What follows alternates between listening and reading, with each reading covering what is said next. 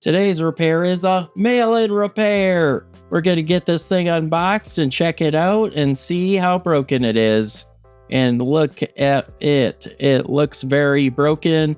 The back glass is shattered, believed to be an iPhone 14, but it's actually an iPhone 13 that has a broken screen, back glass, and housing, and that's what we're going to fix and see if we can bring it back to its forward glory. Before we get it fixed, we're going to test it to see if it has any signs of life.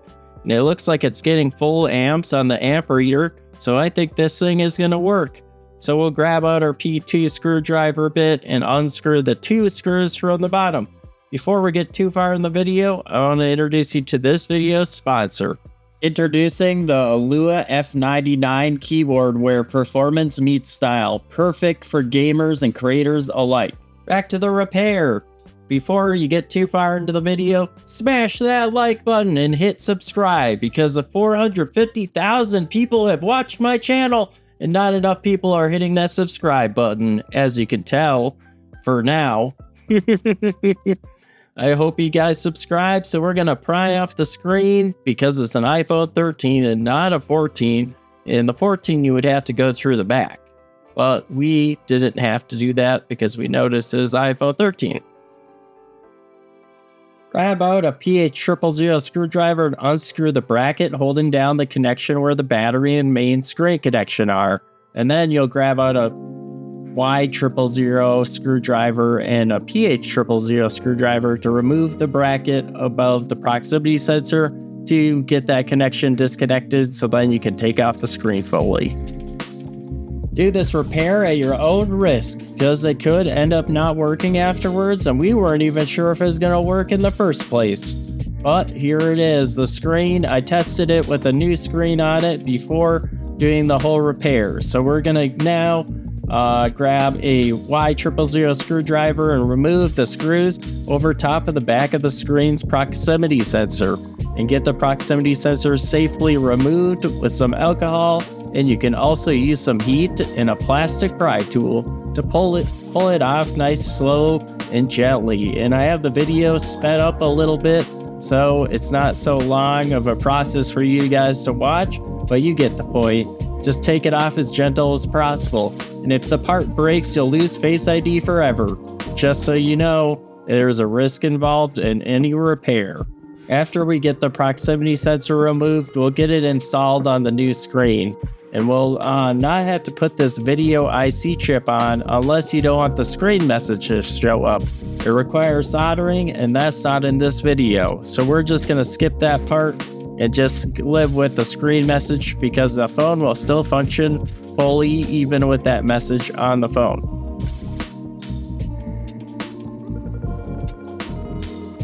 Grab out your PH000 screwdriver and unscrew the 3 screws holding down the bracket that holds down the camera connection, and lift it out just like this.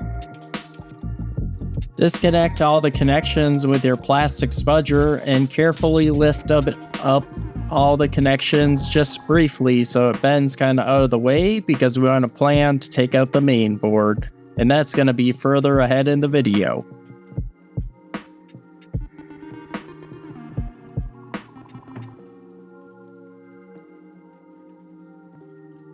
Now we'll take out the rear camera with our plastic spudger and just lift it up gently like this and put it somewhere safe where it won't get dusty or any fingerprints on it.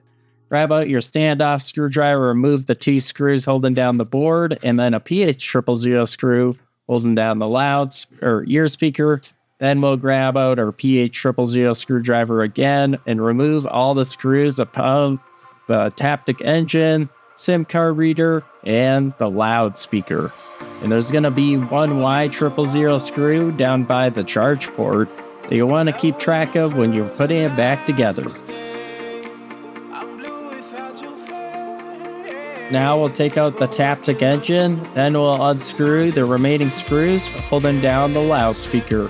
And then we'll lift out the loudspeaker after we remove all the screws.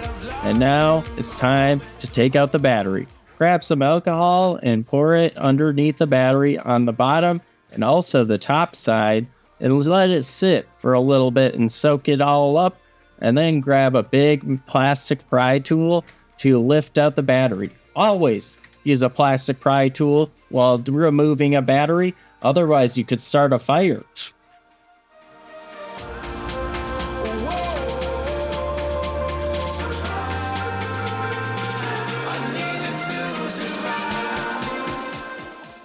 After removing the battery, we'll grab our standoff screwdriver and unscrew all the screws on the charge port. Remove this bracket that holds down the microphone connection, and then remove the standoff screws holding that down. Then remove the standoff screws from the SIM card tray. Oh yeah, make sure you take out the SIM card that's on here. Grab your plastic spudger and break the adhesive in between that Wi-Fi antenna right here. Then grab this piece of tape that's over top of the Wi-Fi antenna and unscrew it with a PA000 screwdriver. And make sure you remove all these screws and keep them organized, because you want to use the 5G antenna that came with the phone and not the one that's pre-installed in the part. You might end up having issues after repair if you don't remove this part and put it on the new housing. Well, you have to take off the 5G antenna because it's soldered to the main board, and it makes it harder to take the main board out.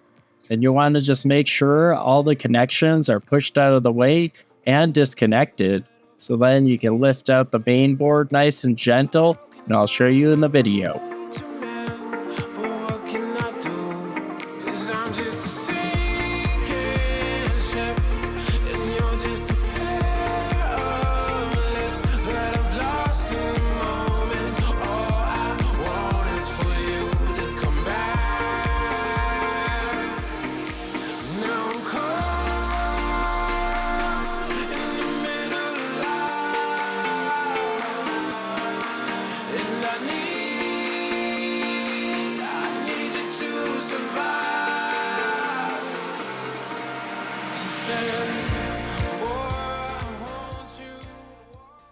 Now, get the hidden standoff screw that's underneath the motherboard, holding down the ear speaker. And you can also take out the front camera and grab a Y000 screwdriver and PH000 screwdriver to remove the screws around the edges of the charge port. And you'll also want to grab some bended tweezers so then you can lift out the PH000 screws right here on the charge port. Then grab out your Y000 screwdriver, remove the screws from the edges again, and then your PH000 screwdriver to make sure the SIM card tray is completely removed from all the screws. Then you can slowly lift out the charge port, and this charge port ended up having something broken with it down on the bottom right, and I noticed that it broke off and we had to replace that too during the repair process, which is unfortunate because it costs a little more, but it's not too bad. The part was like $12, so it's not a big deal. We'll grab out the new part and inspect it for any damages. And I'm going to speed this part up because I feel like that you don't really need to know how to take apart the new housing, but you do want to make sure you take out the parts that are pre-installed to the phone, like the 5G antenna, and also the NFC reader on the top left of the phone.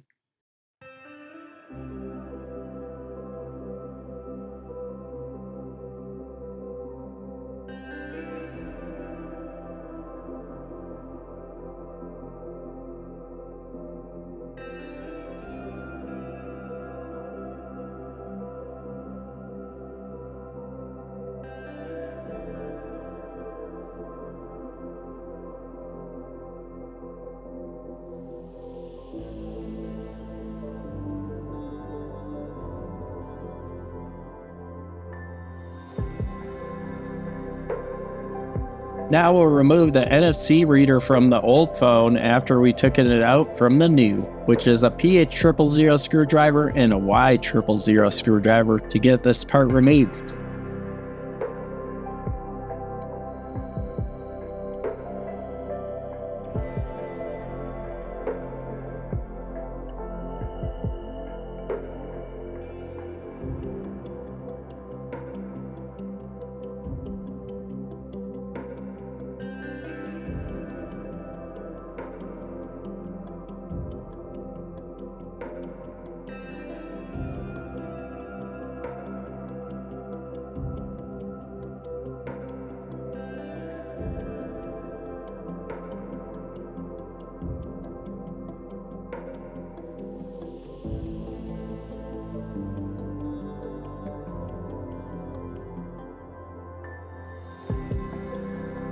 After we make sure the NFC is properly installed, it's time to install the new charge port. Since it's a new charge port, it takes a little bit extra of time to install it because you gotta re-bend the connections into position to sit down flushly to the screw holes.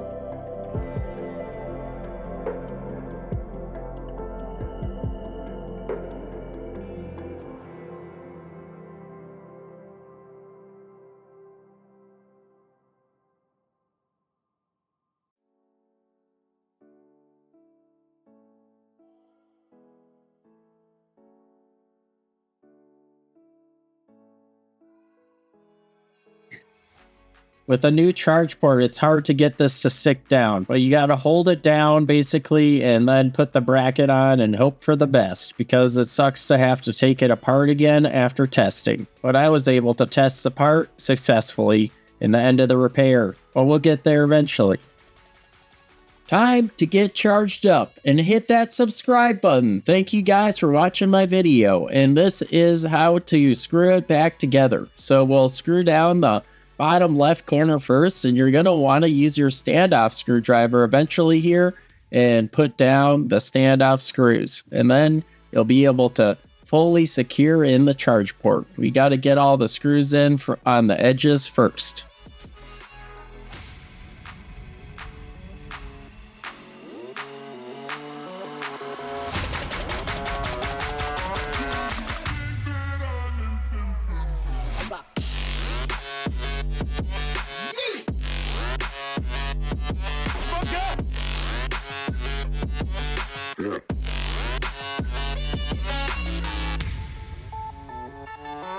Yeah.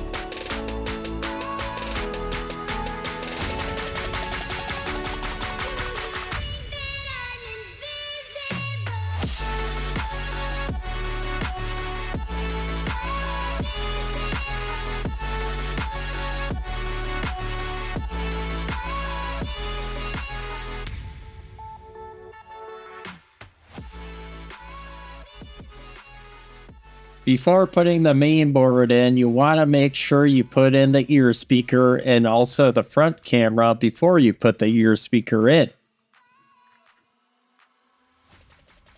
Screw down the one giant standoff screw underneath the ear speaker on the bottom right to hold down the ear speaker in place. Once you have the ear speaker put in, you'll want to put in the main board and push all the connections out of the way so that it'll lay down flush to the screw holes.